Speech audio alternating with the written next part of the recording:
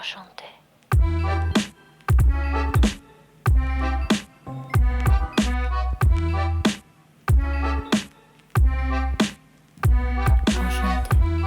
FinTrends est une série de podcasts consacrée aux tendances et aux actualités du secteur de la finance. On l'a lancé chez Sopra Banking Software pour faire intervenir des experts du secteur afin de traiter des sujets brûlants du moment. Je m'appelle Caroline Béguin et je suis avec Bruno Cambounet pour ce premier épisode de cette série de podcasts FinTrends afin de discuter d'un sujet très en vogue en ce moment, l'open banking. Bruno, bonjour. Bonjour Caroline. Alors, tout d'abord, merci Bruno d'avoir accepté de te prêter au jeu pour ce premier épisode.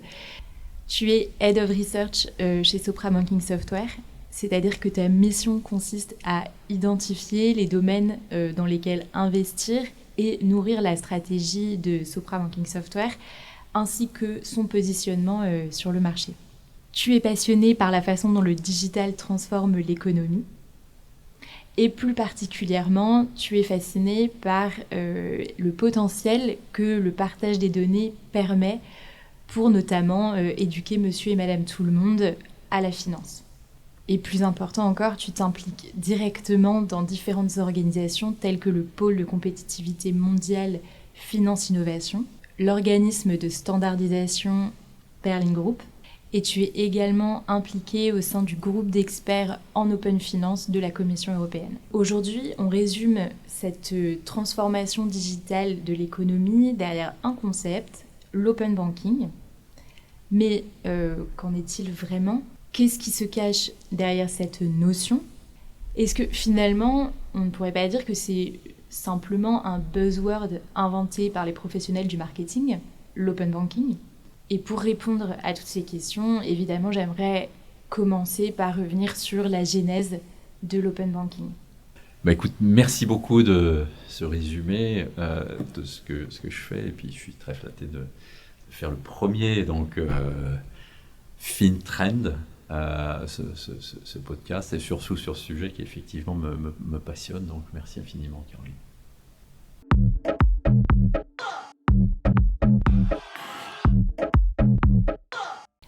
Alors Bruno, comment est née la notion d'open banking et qu'est-ce que ça signifie globalement ? Alors, je vais essayer de faire court. L'open banking, c'est né il y a longtemps. Mais j'ai envie de dire que la partie de la genèse, c'est grosso modo les 10 années 2000-2010.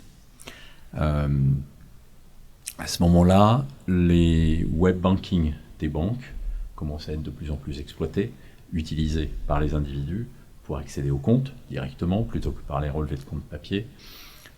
Et ça permet d'instruire des virements de compte à compte. Il faut voir aussi les choses en fonction des pays. Si je regarde aux US, là où quelque part les premières initiatives d'open banking sont nées, je prendrai Yodlee en 2005 par exemple, pour donner une date, c'est le Dodd-Frank Act qui permet le partage et le réusage de données personnelles financières, qui est exploité, en l'occurrence par Yodlee, pour aller créer une agrégation de comptes, une capacité de consolider des informations de comptes. En Europe, ce qui a peut-être déclenché la mouvance open banking, même si on ne l'appelait pas du tout comme ça au départ, c'est le SEPA, avec la directive sur les services de paiement, la PSD, on a ensuite appelé la PSD 1, qui a permis d'homogénéiser les transactions, les virements de compte à compte entre les différentes banques de tous les pays de l'Union européenne. Il s'en est suivi d'ailleurs, et ça c'est en Allemagne, toujours en 2005, comme Yodlee quelque part, la création d'une boîte qui s'appelait Sofort, qui a été rachetée par Klarna ensuite, qui permettait d'utiliser justement le virement SEPA, comme un instrument de paiement, moyennant le fait que le consommateur acceptait de donner ses login mots de passe au moins one shot pour pouvoir faire des paiements et éviter de passer par les schémas cartes et autres. Je dirais que le terme d'open banking, il est né plutôt des tiers qui ont voulu mettre un mot là-dessus, c'est-à-dire la capacité d'accéder aux informations et aux services bancaires de façon ouverte, l'open banking, pour pouvoir apporter des services différents. Et le boom, le boom de l'open banking, à proprement parler, il a débuté plutôt à partir du début des années 2010 et au-delà, par la capacité d'agrégation de comptes. Donc la capacité en allant piocher les données à droite à gauche en utilisant les credentials, les logins mots de passe des individus pour créer des situations et des visions consolidées des comptes bancaires. Et alors, comment est-ce que les banques ont réagi à ça? Parce qu'on est d'accord que ces tiers dont tu parles n'étaient régis à l'époque par aucune réglementation. Oui, alors tu as raison, c'est bien le secteur bancaire qui réagit face à ça, parce que partager les mots de passe les numéros de compte ou les codes utilisateurs et les mots de passe à des tiers pour effectivement obtenir une vision consolidée, etc., ou pour faire des paiements comme le proposait Sofort, ça veut dire que de facto, il y a une fuite éventuelle de credentials, et donc vu de la banque, c'est pas un tiers qui est en train de faire des choses éventuellement inavouables sur le compte bancaire, c'est le propriétaire du compte. Et donc du coup, il y a un risque, puisque effectivement ces acteurs-là sont non régulés à l'époque. Donc le secteur réagit en demandant de sécuriser, parce que du coup, c'est des tiers qui finalement font faire aux banques des opérations sur des comptes bancaires qui ne leur appartiennent pas, qu'ils ne gèrent pas, et sur lesquels ils n'ont aucune responsabilité. Et c'est ainsi que les réglementations sont nées, que ce soit en Europe, avec la révision de la directive des paiements, pour introduire les rôles de tiers qui font ce genre de travail, d'agrégation de comptes, de consolidation d'informations sur les comptes, ou encore d'initiation de paiement proprement parler, ou en Angleterre, où la réglementation s'est développée, et puis dans d'autres parties du monde depuis. La seule chose qui s'est passée, et qui est essentielle, c'est que si le marché a réagi en demandant de sécuriser les opérations, la Commission européenne a réagi aussi en imposant une légitime concurrence pour favoriser l'émulation, et la compétitivité et l'innovation entre les acteurs tirant parti de l'accès à ces données. Et je dirais que plus globalement, il y a un mouvement de réglementation qui s'est développé finalement dans le monde pour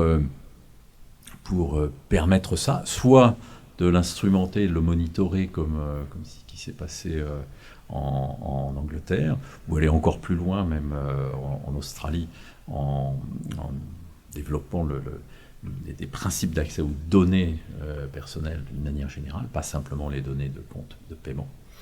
En sachant qu'en Europe, ici en Europe, la réglementation n'est jamais allée jusque-là, elle ne va pas jusqu'à instrumenter, monitorer ce qui se passe ou à imposer des standards d'échange, des choses comme ça. Et alors du coup, en Europe, qu'est-ce qui s'est passé en fait ?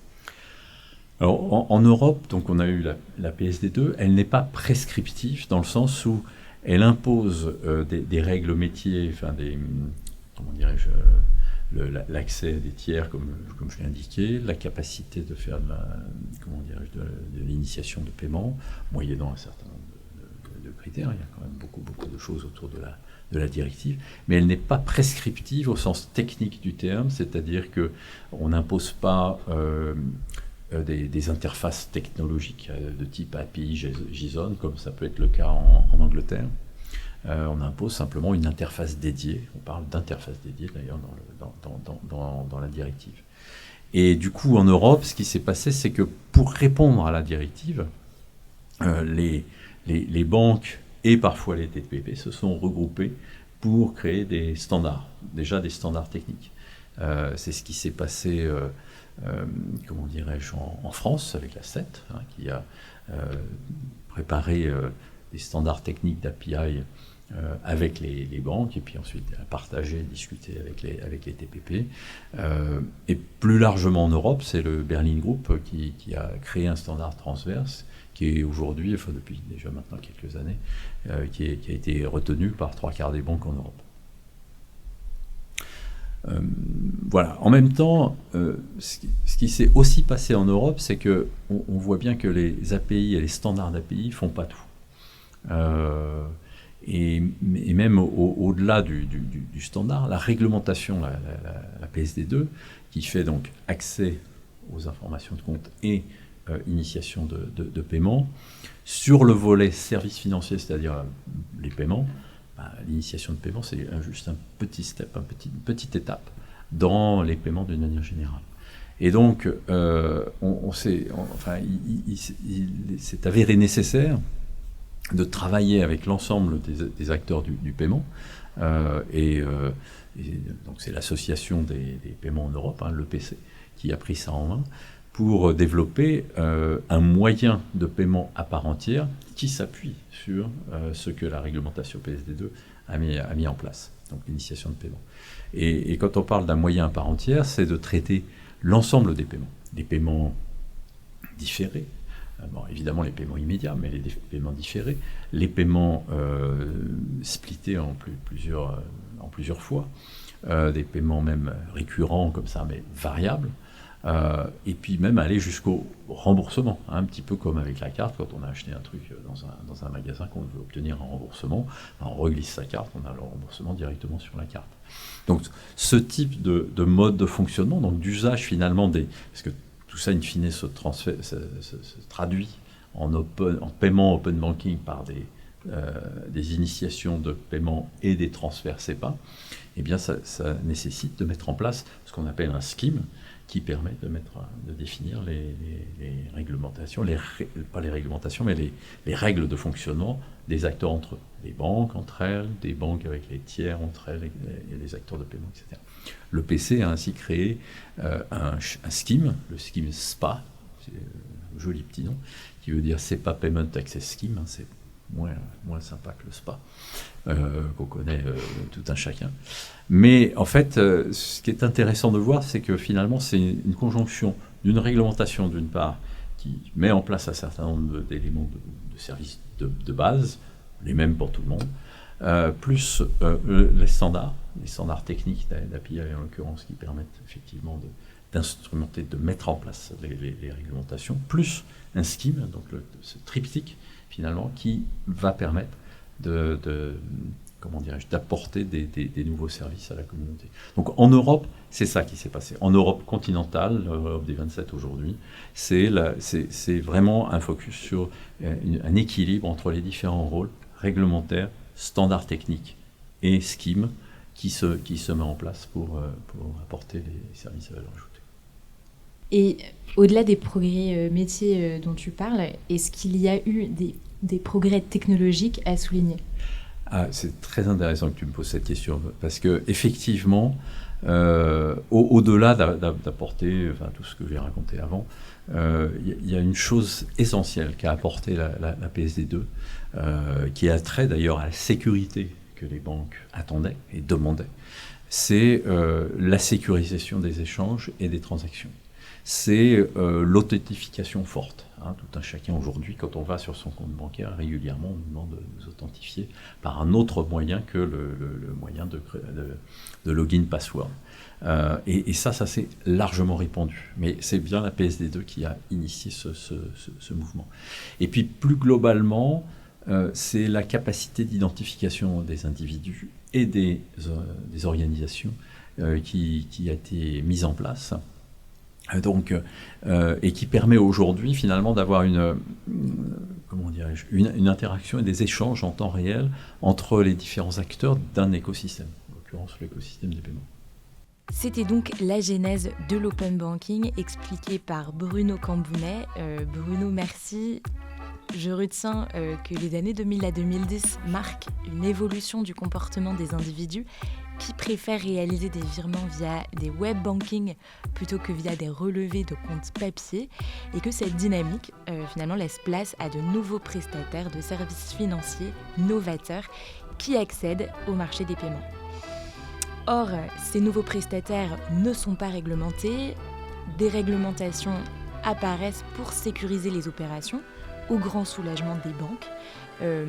Mais ces réglementations arrivent également pour favoriser la légitime concurrence. Et là, les banques sont un peu moins contentes. Globalement, l'open banking et la réglementation qui l'entoure ont permis de réaliser des progrès technologiques. Premièrement, pour assurer la sécurisation des échanges et des transactions. Et deuxièmement, pour permettre des échanges en temps réel entre les différents acteurs d'un écosystème. Et ce sera donc le sujet de notre prochain épisode, puisque nous allons parler d'écosystème et notamment des opportunités que représente la collaboration en temps réel pour les banques et les fintechs. À bientôt sur FinTrends.